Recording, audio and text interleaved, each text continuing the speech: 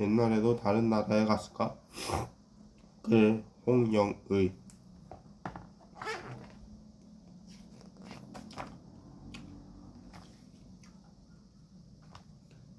요즘은 비행기만 타면 세계 어느 나라나 갈 수 있어요. 그런데 옛날 사람들도 우리처럼 자유롭게 다른 나라에 갈 수 있었을까요?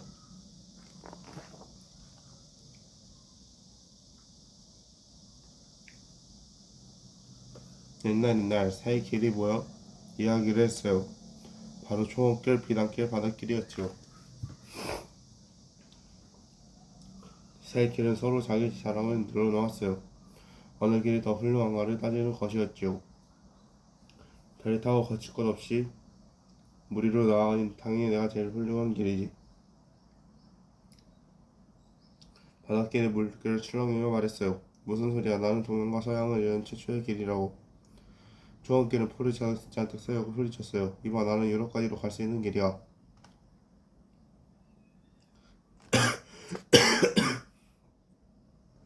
비단길도 지지 않았어요.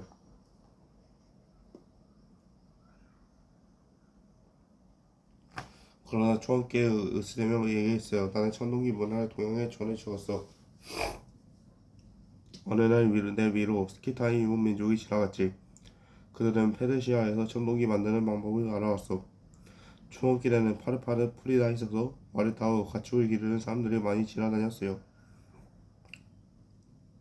이렇게 해서 청동기 만드는 법은 중국과 우리나라까지 전해졌어요. 청동기 흥? 나는 이 이름부터 비단길이라고.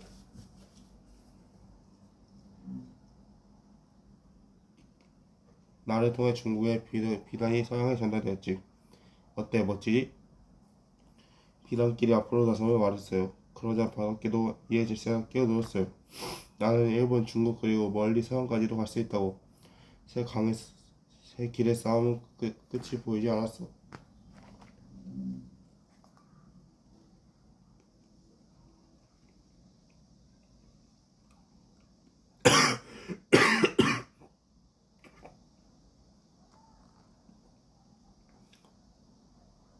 그러자 비단길이 한 가지 제안을 했어요.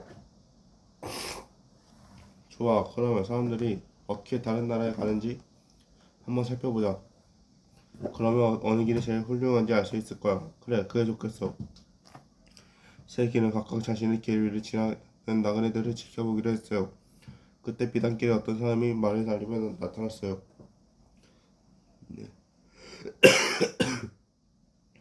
그 사람은 고구려의 사신이었지요. 사신은 한참을 달려 서역의 사마르칸트라는 곳에 도착했어요. 당나라가 고구려를 침입하려고 하니 도와주십시오. 고구려는 당나라의 침입을 막기 위해 비단길을 통해 서양을 사신을 보낸 것이었죠. 한편 비단길에 장사하는 상인들도 나타났어요.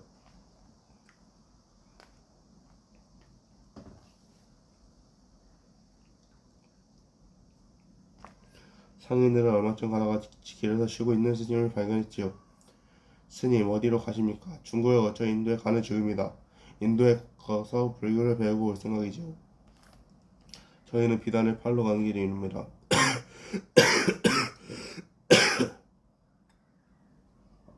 그럼 스님, 먼 길 조심해서 잘 다녀오십시오. 상인들은 스님에게 인사한 뒤 걸음을 재촉했어요.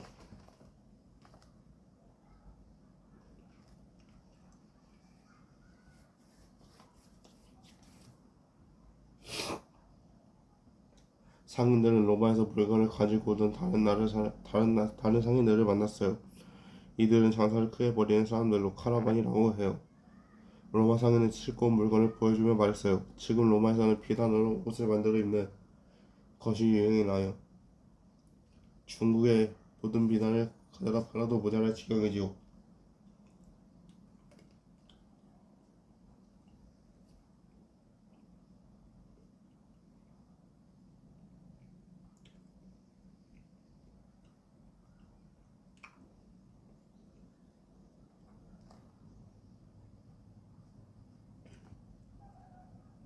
오, 그래요? 중국에서는 로마의 큰 인기이지요. 너무나도 유리병을 애타게 기다리고 있어요. 눈앞에 유리병과 유리장식품은 중국을 통해 우리나라로도 들어왔어요. 눈높인 파미르 고향을 넘어왔나요? 예, 그런데 얼마나 추운지 중간에 얼어 죽는 줄 알았어요. 한참 비낮길을 보고 있는데 바닷길이 스쳐버렸어요.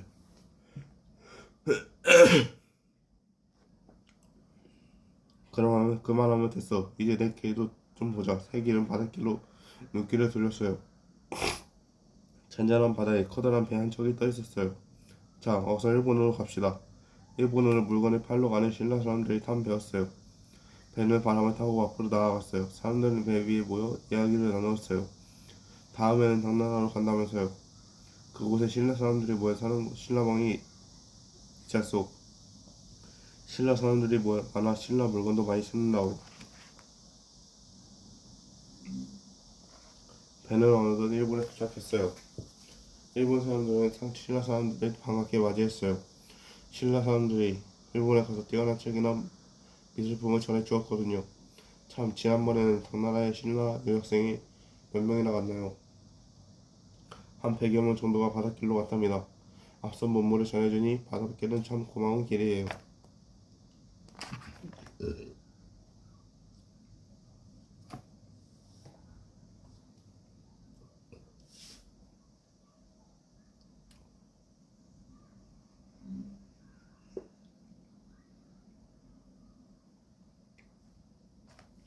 칭찬을 듣고 기분이 좋아진 바닷길은 또다시 자랑을 했지요.